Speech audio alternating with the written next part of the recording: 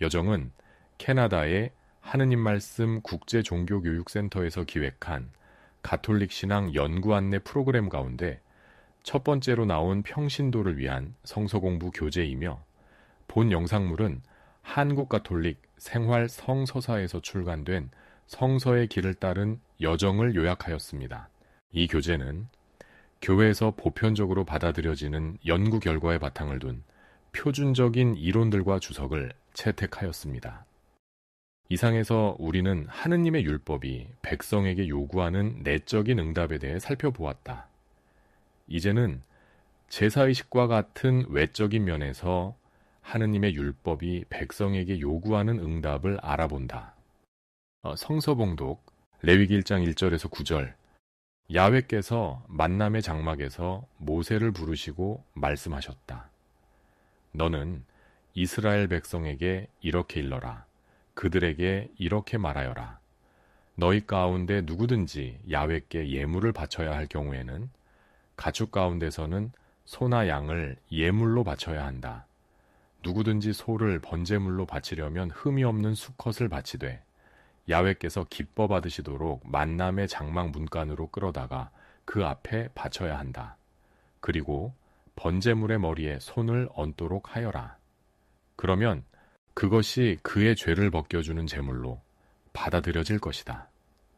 그는 야훼 앞에서 그 소를 죽여야 하며 아론의 혈통을 이어받은 사제들이 그 피를 바치는데 만남의 장막, 문간에 있는 제단의 주변에 그 피를 두루 뿌려야 한다. 다음으로 번제물을 바치는 사람이 그 가죽을 벗기고 고기를 점여야 한다. 아론의 혈통을 이어 받은 사제들은 제단 위에 불을 피우고 그 불에 장작을 펴 놓아야 한다. 아론의 혈통을 이어받은 사제들은 이 제단 위에 피운 장작불에 제물에 점인 고기와 머리와 기름기를 차려 놓아야 한다. 제물을 바치는 사람이 내장과 다리들을 물에 씻으면 사제들은 그것도 제단 위에 차려놓고 모조리 살라야 한다. 이 번제는 불에 타면서 향기를 풍겨 야훼를 기쁘시게 해드리는 제사이다. 이 성서 본문은 희생 제물을 어떻게 바쳐야 하는가에 대한 지시를 하고 있으나 그것이 무엇을 의미하는지에 관해서는 거의 아무런 설명도 해주지 않고 있다. 이 대목은 우리가 전례 때에 사용하는 예식서와 매우 흡사하다. 그렇지만 희생제사를 어떻게 바쳐야 하는가에 대한 지시를 면밀하게 고찰하다 보면 그 의미에 관한 해답을 어느 정도 알아낼 수가 있게 된다. 우리는 이 희생제사의 의미를 이해하기 위해서 준비 부분과 실제 희생제사 부분을 구분해야 한다.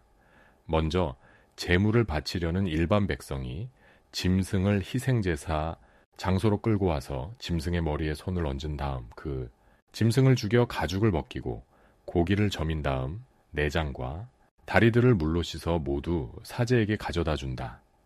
이것이 희생제사의 모든 준비이며 사제가 아닌 일반 백성에 의해 이루어진다. 짐승을 잡는 것은 그 자체로서는 아무 의미도 없으며 희생제사를 위한 준비일 따름이다. 사제는 제단 주위에 피를 뿌리고 나서 제단 위에 불을 피우고 장작을 펴놓은 다음에 고기 조각들을 불 위에 올려놓는데 이것도 역시 준비 단계이다. 이 준비는 희생 제물 자체의 의미를 암시하는 상징적인 동작들을 담고 있다. 희생 제물로 쓸 짐승을 제공하는 일반 백성은 번제물의 머리 위에 손을 얹는다. 이는 일체화의 동작으로 그 사람은 자기를 짐승과 하나가 되게 하는 것이다. 사제는 짐승의 피를 받아 제단 주위에 뿌린다. 제물을 바치는 그 일반 백성이 짐승과 일체를 이루었고 또 제단은 하느님을 나타내는 것인 만큼 제단 주위에 피를 뿌리는 일은 제물을 바치는 자와 하느님과의 결합을 상징하는 것이 된다. 즉 하나의 생명이 하느님과 봉헌자 사이를 흐르는 것이다. 그러나 희생제사의 중심이 되는 특징은 하느님을 기쁘게 해드리는 향기이다. 봉헌자는 제물과 일체를 이루고 있기 때문에 불타는 제물에서 피어오르는 향기는 하느님께 올라가 하느님께 기쁘게 받아들여지는 봉헌자 자신을 나타내게 된다. 희생제사의 목표는 보상, 즉 하나가 됨, 봉헌자와 하느님과의 일치인 것이다. 번제를 말하는 히브리어 할라는 올라가다, 상승하다를 뜻한다. 번제는 경건한 신자에게는 즐겁고 감명 깊은 체험이었다. 그는 자기 자신이 하느님께로 날아올라 그분을 기쁘시게 해드리는 자로 받아들여진다고 느꼈다. 이 희생제사는 믿음을 가진 하느님 백성의 일원이 지향하고 있는 삶의 목표, 즉 하느님과의 일치를 전례 형식으로 표현한다.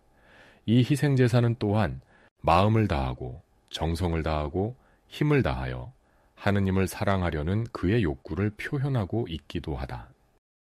잠깐 생각해 봅시다. 우리는 율법에 대한 이상적인 응답에 대해 알아보았다. 이 응답에서 핵심적인 것은 내적이든 외적이든 하느님께 대한 사랑 때문에 율법에 순종한다는 것이다. 이는 곧 불순종만이 아니라 기계적이고 냉담한 순종을 거부하는 것이기도 하다. 율법에 따른다는 것은 곧 그것을 주신 하느님 자신을 섬기고 그분께 순종하는 표시인 것이다. 마음을 다 기울이고 정성을 다 바치고 힘을 다 쏟아 너의 하느님 야훼를 사랑하여라 라는 명령은 우리에게도 똑같이 주어진 지상의 의무이다. 이 사랑의 표시는 인간의 지극히 내밀한 곳으로부터 외적 행동과 전례에 이르기까지 삶의 총체적인 면에서 나타나야 한다.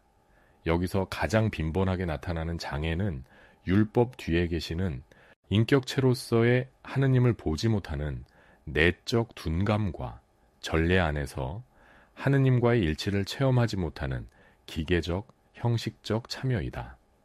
물론 나약함을 지닌 인간이기에 우리는 하느님을 섬기는 데 있어 항상 똑같은 열정과 정성을 나타내기가 쉽지 않다. 그러므로 이러한 나약함에 지지 않도록 신앙의 의지로서 기도와 일상의 습관을 통해 율법을 내면화하는 것이 무엇보다 중요한 것이다. 다음 영상물에서 계속 이어집니다. 구독 신청으로 함께 해주세요.